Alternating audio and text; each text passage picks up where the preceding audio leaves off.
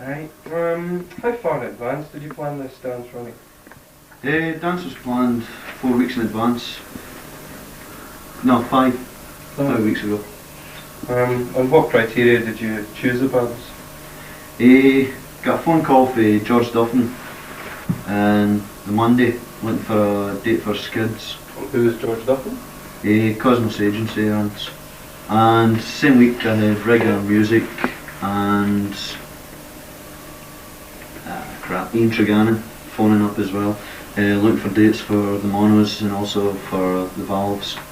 And so by sharing a PA between 3 bands, I managed to get it fixed up that it wasn't too expensive to put the 3 on. That's the reason for using 3 bands instead of 2 in the end of term block? Well, the 3 most popular bands in Edinburgh just now, so it was more or less really ideal. It was ideal for the bands and it was ideal for me to put them on at that time. And I was guaranteed a full crowd. Did you use NUS contracts? Yeah, I always use NUS contracts.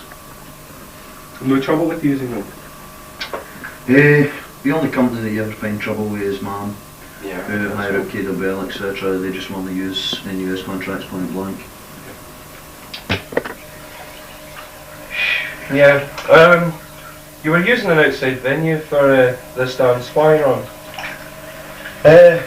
Well, before Christmas we were using as our venue was the old club, which was owned by the students at the college. Well, it wasn't actually owned by the students, it was governor owned, but we had complete control over it. And then due to the fact the place got very, very popular and people weren't getting in, so they started to smash up the windows at the back of the college, and the result was that the place got shut. So we had to start using the art college canteen, which at the time they insisted they needed 6 janitors for security. It started off they wanted £15 a janitor, and then went up to 20, which was costing me £120 every time I went to hire the place. So I got an offer of this place in Annandale Street, which was an outside venue which took 800 people, and I thought, well, it's £78 to hire that as opposed to what I'm paying just now, so I'll try the outside venue once. Yeah, because at Murray House, we use an outside venue all the time, and we have no problems basically because the venue is just up the road from the college. It's called the Astoria, and we don't have the hassles of clearing up afterwards or heavy duty bouncers because the management of the place supply all that. The only hassle is they don't have a big enough stage, but they've been really good because they put in 3-phase power for us, etc. So we're quite happy with an outside venue because we don't really have even a relationship with the janitors at the moment where we can even pay them overtime. Yeah.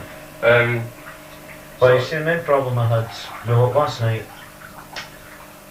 would appear to be a successful dance in that, well, I haven't totted up the financial situation of it exactly yet, but I estimate we probably made a profit, a small one. I thought we'd made quite a bit last night actually, but I presume that was just actually on the night when I seen so many people there. But, the main problem was that the amount of Arts College people there was practically nil. yeah. So therefore, as a social secretary for the art college, it wasn't very successful because there was none of my students there.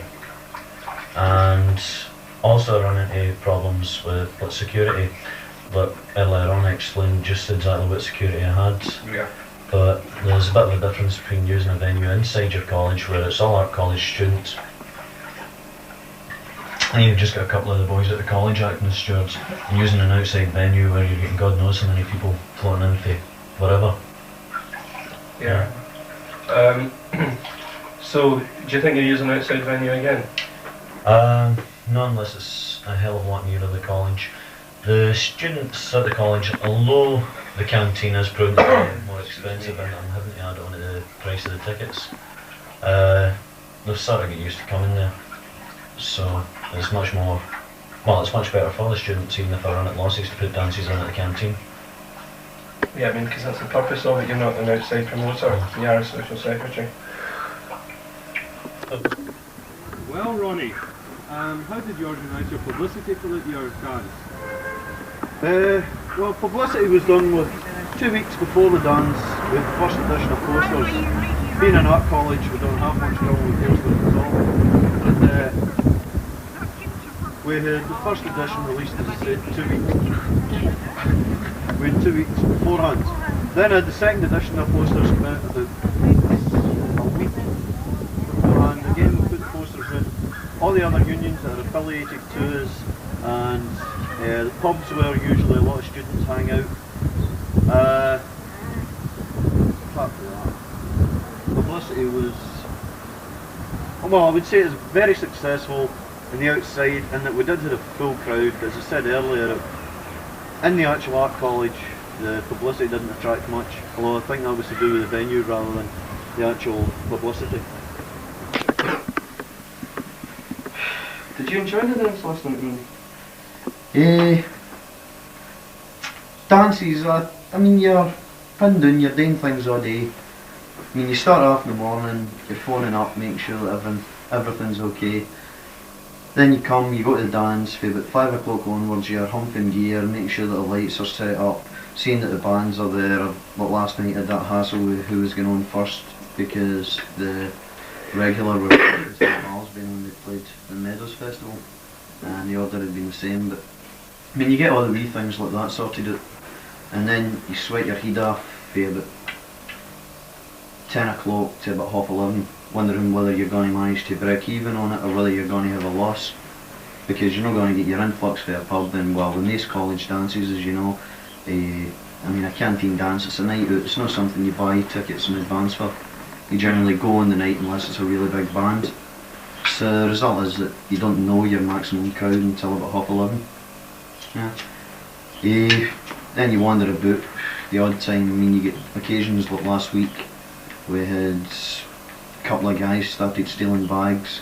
We had police flying in the place. We had all the carry on. 2 of the boys walked in, found them in the toilet and threw the bags and stuff like that. Then at the end of the dance you got to get the bloody hall all cleared up. You got to get the bands all stacked into the vans. You generally end up, you finish about 4 o'clock in the morning completely shattered. You don't really get a chance to enjoy your dances unless it's a really small thing. Then organise like a party than a dance. What do we do it for then? I don't know. It's funny actually how, well, I don't know how you get into it, but I don't know, I sort of wandered into it without ever intending to be it. It was just our other social secretary jacked in the second term duties working. I sort of stood for it. I was on the Ends committee.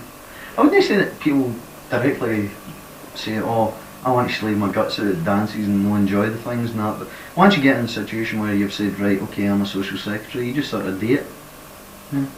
I mean, there is good fun in it as well. I mean, after the dances are finished, you generally have a laugh with the people that you're working with.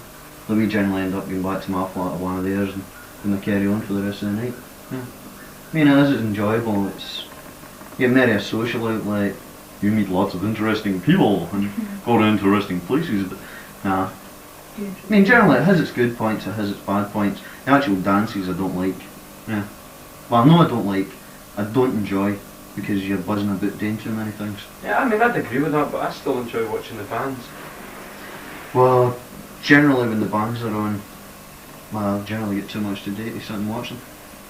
I mean, with both the venues that we use, the canteen and the new club, well, the new club I can generally get time to see the bands, because it's much smaller and you've only got maybe 100, 150 people on. But, well, at the canteen, where you're working, you've got your janitors, you've got a bar that you've hired in, you've got your bands that are playing, you've got to get your ticket money all checked up, make sure it's in the office and all stuff like that. Then I wouldn't say that I really get time to sit and watch the bands. Roll.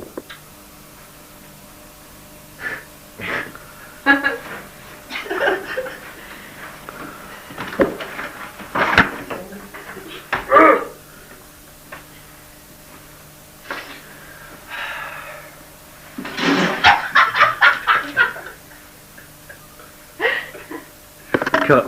Better be silent, wouldn't it?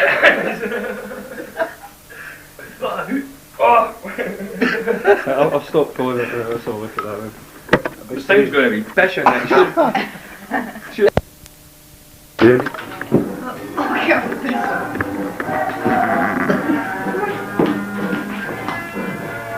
Send Mary through. Send Mary through. What? Send Mary through.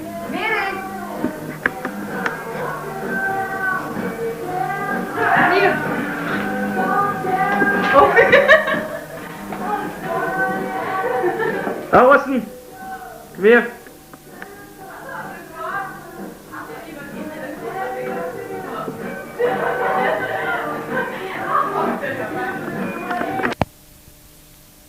Tell him my painting. This is a one recorded by Bob Seger. Another called Robeson.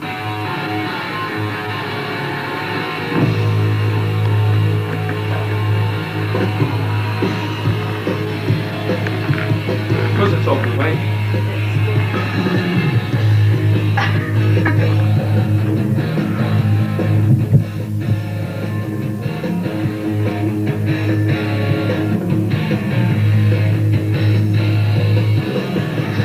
This is Lawrence's blasted away.